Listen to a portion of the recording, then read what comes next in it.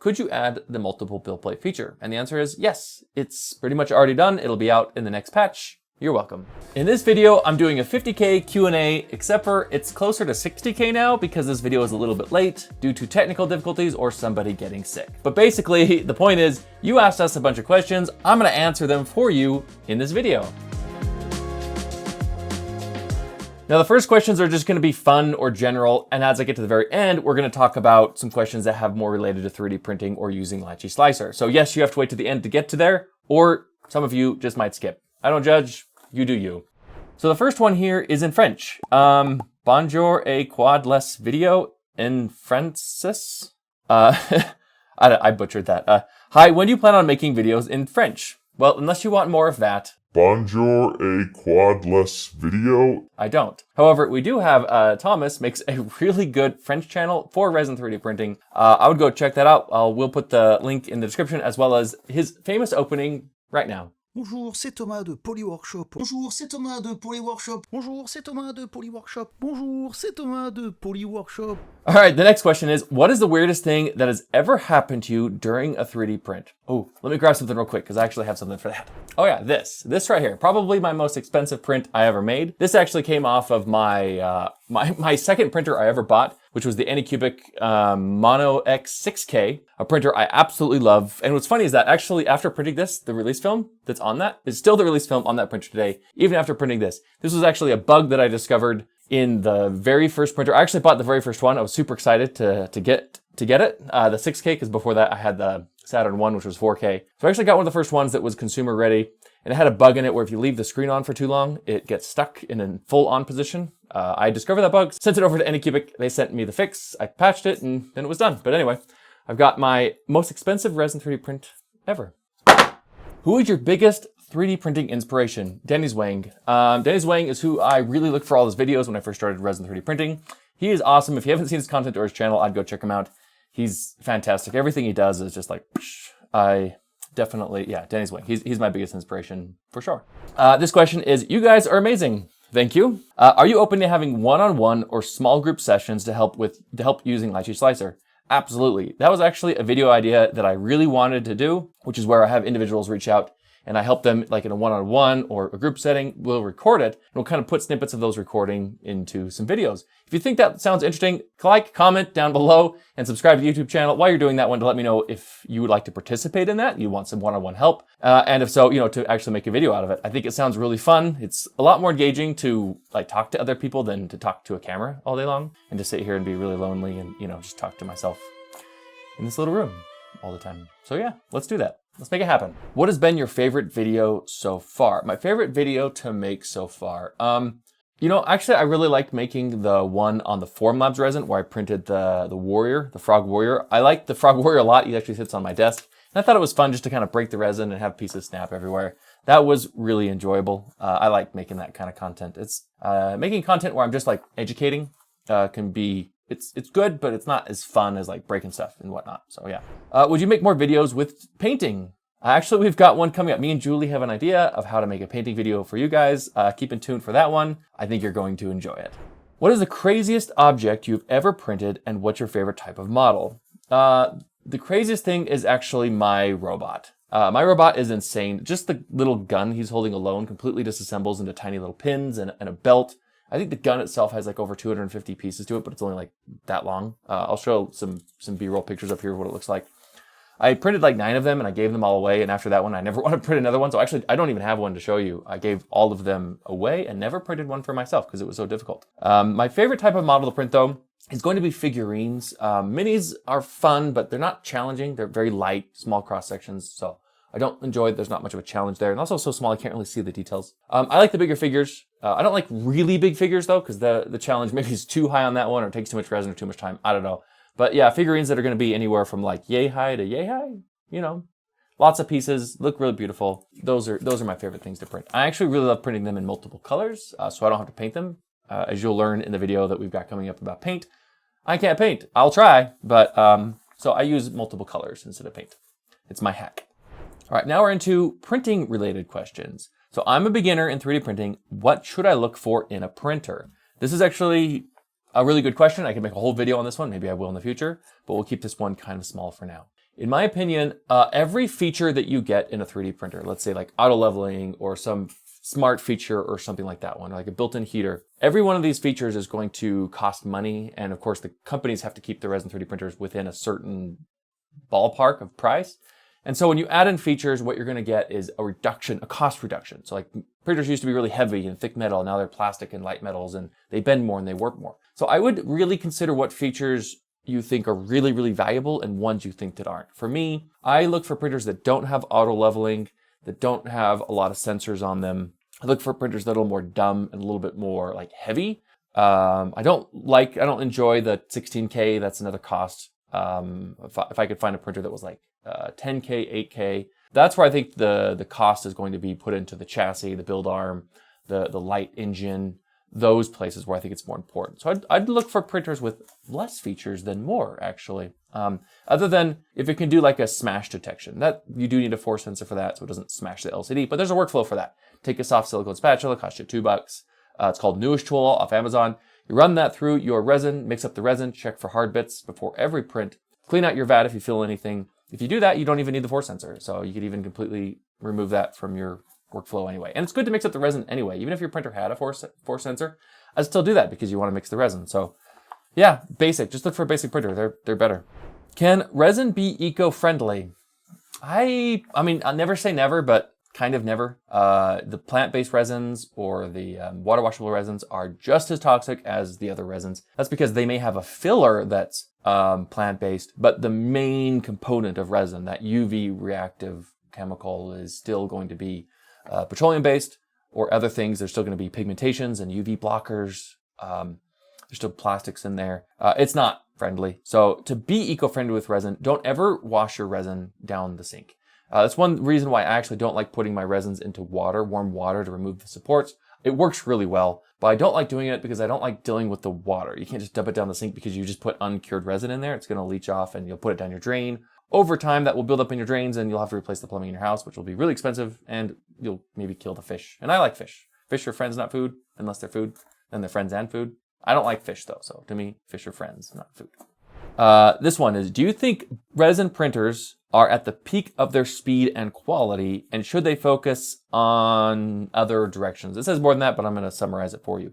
I do think that FDM is at the peak of its speed, just because plastic can only be melted so quickly and only cooled down so quickly before it starts to lose some of its properties. You can move the machine faster, but the limiting factor is the material. Same on resin. You can make a UV light engine that cures resin like instantly, but it's not going to cure it very quickly.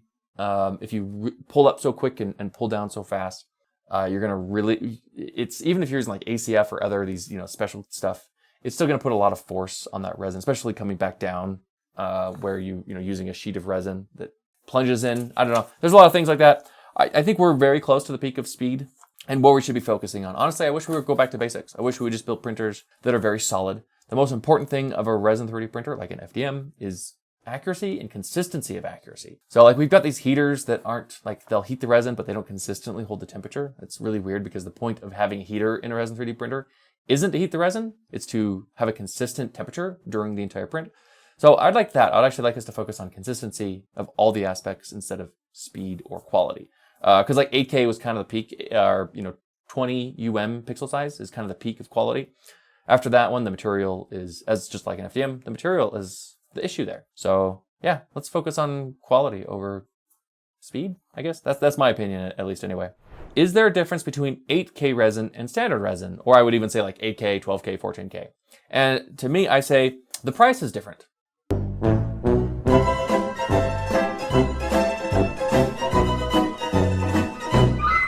That's about it. No, there's not much difference. Not that I've seen. There might be some resins out there that, like the Hyperfine, that actually is formulated to have a smaller grain amount in it and to use different light blocking materials. But outside of that one, no. It's really good marketing though. So the price is what's different on most of them. This is a really good one. Everyone pay attention to this one. Why do some prints crack over a year, whether they're solid or hollowed? And the answer is, it's for the exact same reason.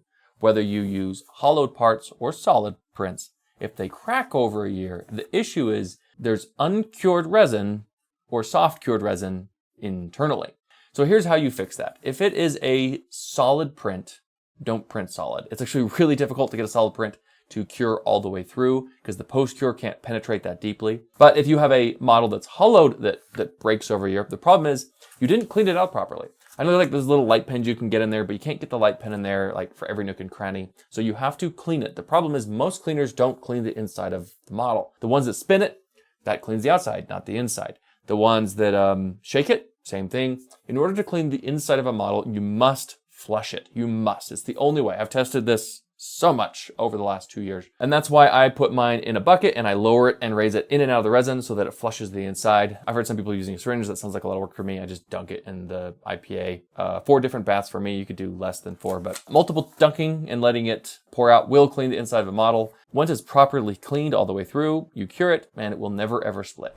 What is your favorite 10-inch resin 3D printer? Now you want me to pick. My favorite one is actually M3 Premium, which you can't buy anymore, sucker. My favorite next one is probably the Saturn 3 Ultra, because again, I like printers without a lot of bells and whistles. The Saturn 3 Ultra didn't have a lot of bells and whistles.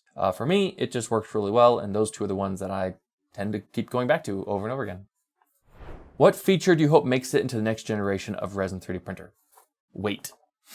Metal. Thickness, rigidity, that's what I hope. You know, there's a couple features that I really wanted for a long time, like force sensor to, stop lifting. But the more I've looked into that one, it's really difficult to build that properly. And I'm not sure how much you'll be able to trust it, because you got some cross sections that are huge, some things like a sword, it's the last thing to print. It's really hard for a force sensor to know the difference between, what is like resin dripping off the build plate and the suction when it comes out of when the part, comes out of the resin. There's so many forces involved. It's so complex that I'm not entirely sure that that's the feature I want anymore. Heaters I really enjoy, but the point of a heater is that resin is consistently heated throughout. I guess maybe that one. I would like a heater that maintains a consistent temperature throughout the life of a print in multiple types of environments. Like, not maybe from extreme cold to extreme hot, but like a good range of environments. That would be nice. And here we are to Lychee Slicer related questions. The first one is, could you add the multiple build plate feature? And the answer is yes. It's pretty much already done. It'll be out in the next patch. You're welcome. What does pre-supported mean? Pre-supported can mean 2 things, but really it means 1 thing, but in 2 different ways. It means someone has actually gone through and added the supports to the model for you, so you don't have to. Why it means 2 things is there's like the pre-supported model that comes in, like Lychee, we have the .lys or the .lyt format, where you can actually get in there and make adjustments to the pre-supports. Or there's like a .stl pre-supported file. That's one where the pre-supports are baked into the model. It's like one model now. You can't really change it or edit it unless you have access to some other software. But yeah, that's what that means. It means someone did all the work for you. So you should just be able to print it without issue. Most of the models in the Lychee library are pre-supported. So that's like one example. You should be able to go in there, just grab a file and hit print and be on your merry little way. If I could add one dream feature into the Lychee right now, what would it be? Well, I think whoever gets like the perfect auto supports wins.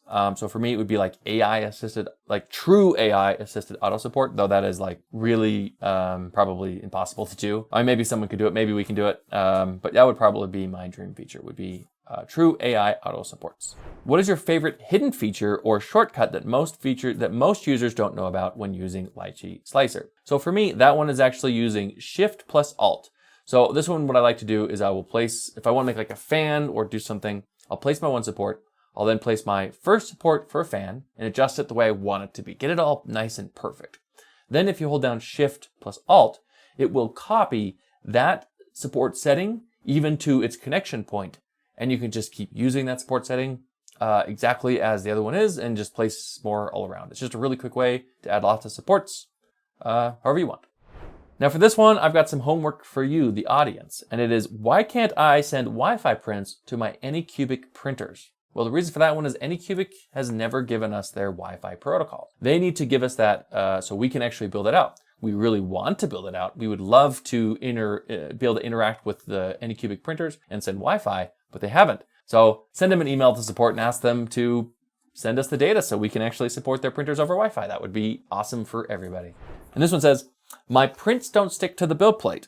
What should I adjust other than UV exposure time? This is really a hot topic for me right now. So earlier I've done some videos on like pimp your fails where I look for failures online. I looked online for like 4 to 5 hours to try to find like 10 pictures. And it took so long because I kept finding pictures of people failing where prints didn't stick to the build plate. Now that's really interesting to me because when I started this, those pictures were more rare. I'd find them, but it was much more different things where like user error. And now with all these printers with auto leveling, I'm starting to see just a tremendous amount of printers failing due to not sticking to the build plate. And so the answer is, well, it depends upon your printer. If your printer has auto leveling, you may not be able to fix it too much. You may just have to increase the UV exposure time.